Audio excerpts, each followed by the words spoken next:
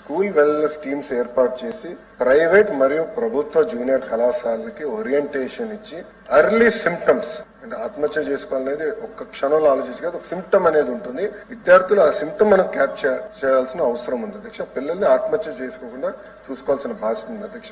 కేవలం జూనియర్ కళాశాల నుంచి విశ్వవిద్యాలయాల వరకే కాకుండా ఈవెన్ స్కూల్ ఎడ్యుకేషన్ లో కూడా అధ్యక్ష. ఇప్పుడు సెక్షువల్ హెరాస్మెంట్ ఇష్యూస్ వస్తున్నాయి. ఇవన్నీ కూడా ఏంటంటే స్కూల్ ఎడ్యుకేషన్ లో కూడా ఈ రోజు మేము కొన్ని కౌన్సిలర్స్ సుమారుగా 280 కౌన్సిలర్స్ మేము నియమించాం. వాళ్ళని టీచర్లు కూడా ఉపాధ్యాయులు కూడా ట్రైనింగ్ ఇస్తారు అధ్యక్ష. ఎర్లీ సిమ్టమ్స్ ఏంటి, ఈవెన్ సెక్షువల్ హెరాస్మెంట్ కూడా అంటే బిహేవియర్ లో మార్పు వచ్చిందా పిల్లల్లో అది చూసుకుని క్యాచ్ చేసి అదే ఎస్కలేట్ చేస్తే ప్రాపర్ కౌన్సిలింగ్ చేయాలనే లక్ష్యంతో మేము పనిచేస్తాం. మొదటిది. రెండోది QPR ఇన్స్టిట్యూట్ యుఎస్ అధ్యక్ష. ఇది one of the best institute. ఇది ఆత్మహత్యలు నివారించడానికి one of the best institute.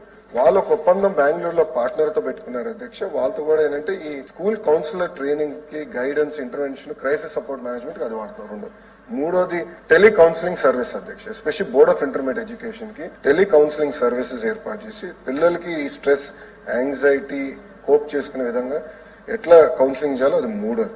అదే విధంగా ప్రభుత్వ డిగ్రీ కళాశాలకు వచ్చి మెంటర్ మెంటీ సిస్టమ్ కూడా తీసుకొస్తాం జరిగింది అధ్యక్ష. అంతేకాకుండా ఒక విషయం వాస్తవం అధ్యక్ష, పిల్లలు స్ట్రెస్ లో ఉన్నారు అంటే ఎలాంటి డౌట్ లేదు, సందేహం లేదు. ఇక్కడ ఏమైందంటే అధ్యక్ష, ఆత్మహత్య చేసడానికి నా అంచనా ప్రకారం 3 ప్రధానమైన కారణం. మొదటిది ర్యాగింగ్, రెండోది వచ్చేగల ఎకడమిక్ స్ట్రెస్, మూడోది వచ్చేగల ఫీ పేమెంట్. ఈ 3 బ్రాడ్ బకెట్స్ లో ఉంటాయి అధ్యక్ష. ఇది కానీ చూస్తే మన ప్రభుత్వ అధికారంలోకి వచ్చిన తర్వాత ప్రభుత్వ జూనియర్ కళాశాలని బలోపేతం చేయాలని లక్ష్యంతో మేము పనిచేస్తున్నాం. We're going to strengthen.